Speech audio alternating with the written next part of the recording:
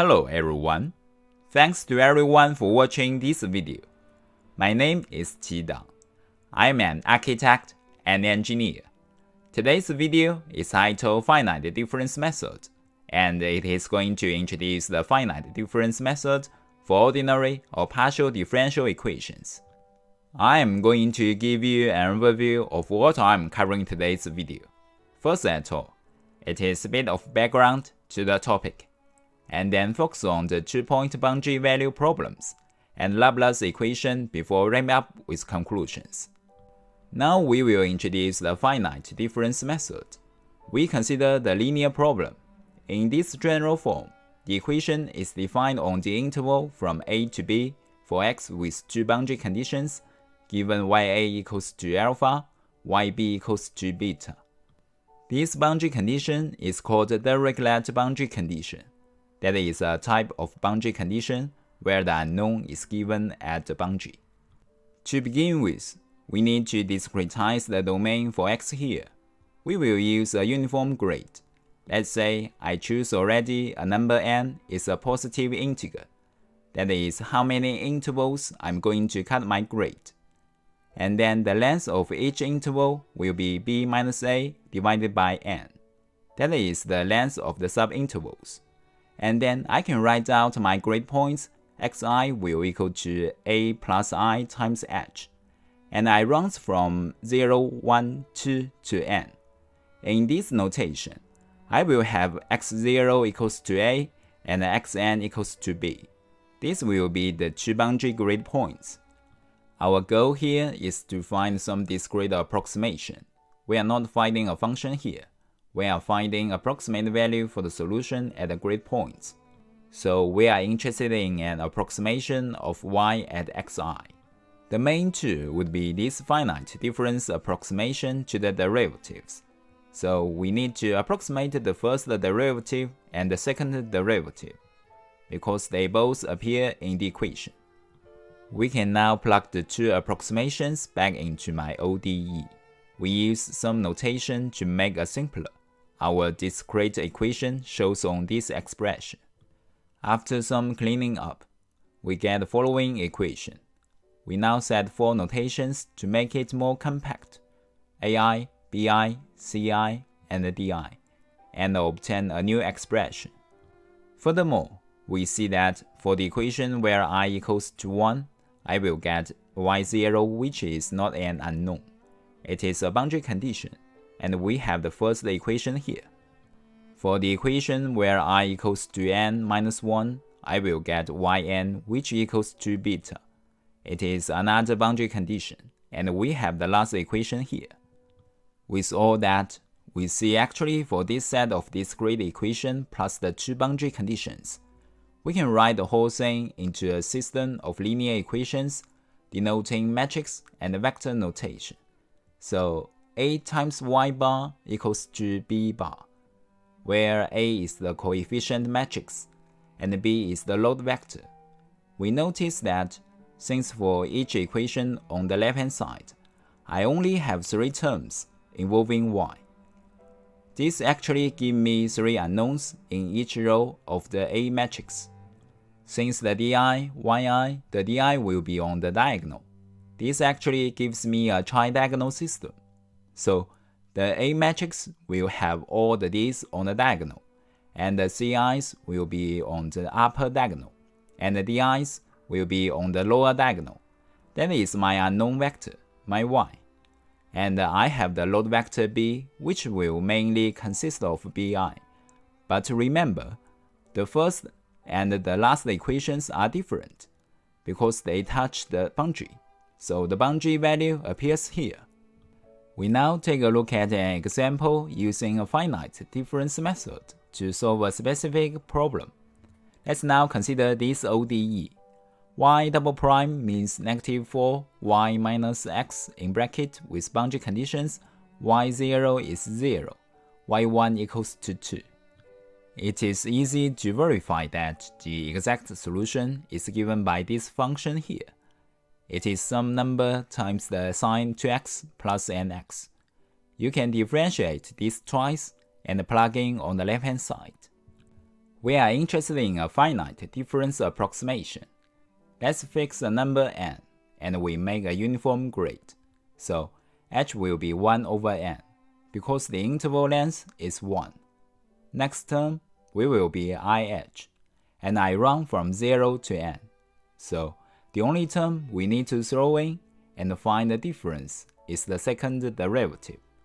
We put in central finite difference y double prime simply equals to the standard central by the difference, and this shall equal to negative 4yi plus 4xi. You could rearrange terms and obtain a new expression, and we see the first equation touches the boundary of y0, and then the last equation touches the boundary yn.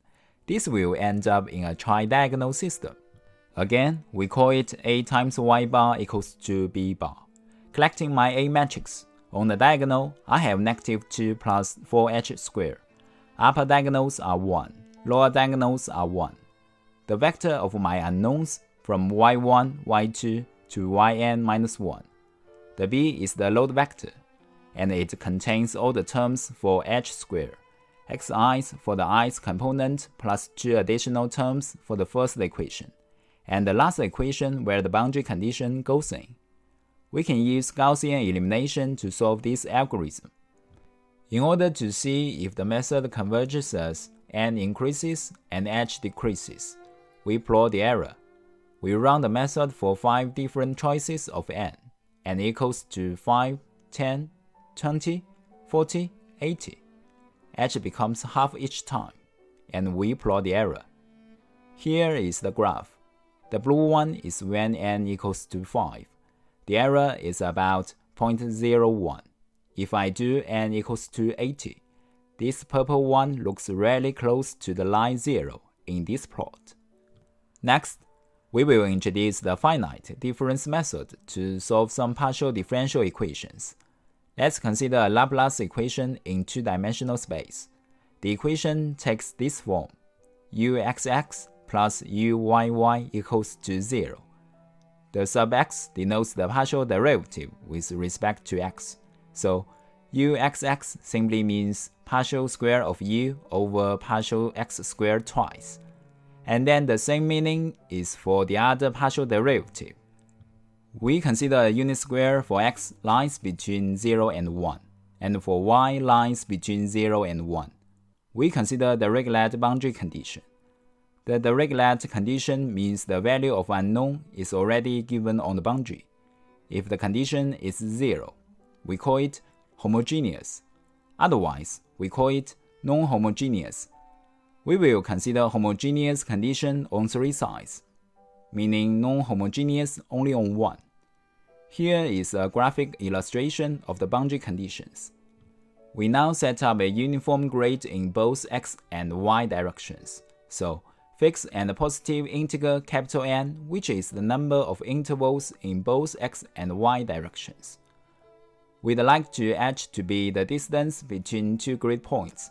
So, it is 1 over n, and then xi, the grid value for n in the x direction, what simply becomes I times h, and yj will be j times h. Here, I and j are 2 indices, and each of them runs from 0 to N. This value h here is often referred to as the grid size. Our goal is to find some discrete approximate solution to the exact solution, and we only find the approximation at the grid point. That is, we will find values u with double index ij, which will be an approximation to the exact solution at xi, yj. For the 2 on partial derivatives, namely 2 on second-order partial derivatives at the grid point xi, yj, we can approximate it using central finite difference, and we obtain the 2 equations. We can now plug the 2 approximations back into the Laplace equation, and we get this expression. After some simplification cleaning, we get this equation.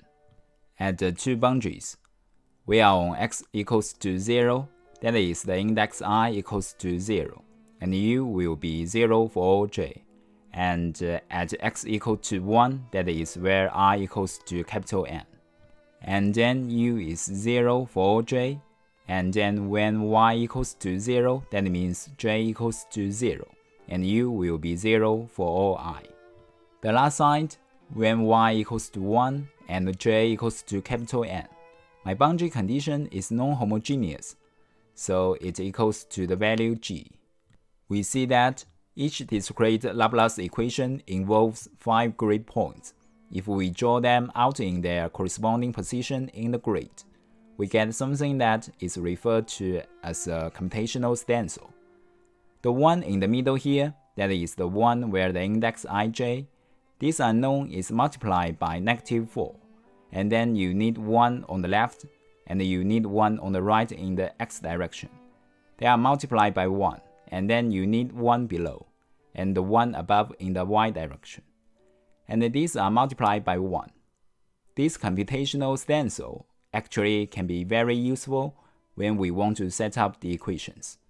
Note that only the interior points will be the unknowns, and the number of unknowns is n-1 squared, which matches the number of the equations.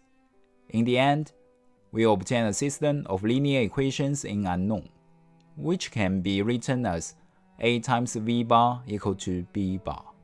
Let's take an example with a small number. Let's say capital N equals to 4. Then my total number of unknowns will be 3 times 3, which is 9. The unknown vector shall be formed like this.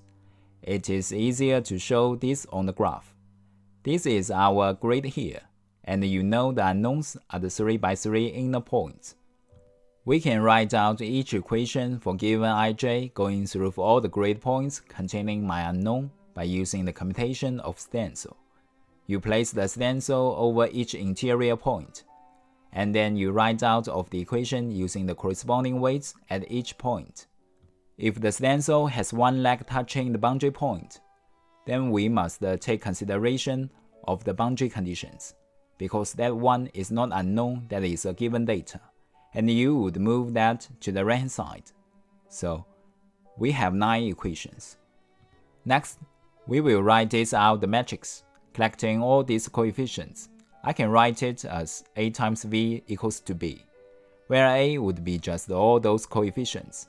We see it is actually a general structure, and then you can collect on the load vector and put it in this back to b, and then you have this expression.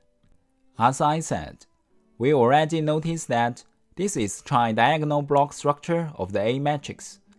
Also notice that this A matrix is symmetric and is diagonal dominant. The element on the diagonal, which is -4, is really big and absolute value. From conclusions, what we learned? In numerical analysis, finite difference method is one of numerical techniques for solving differential equations by approximating derivatives with finite differences. Finite difference method converts ODEs or PDEs, which may be nonlinear, into a system of linear equations that can be solved by matrix algebra. Okay, thanks to everyone for watching my video today, and I do hope you found the video informative and that you learned some things from it. If you do have any questions, then you can write comments and messages. I am happy to answer any questions. Thanks for your watching.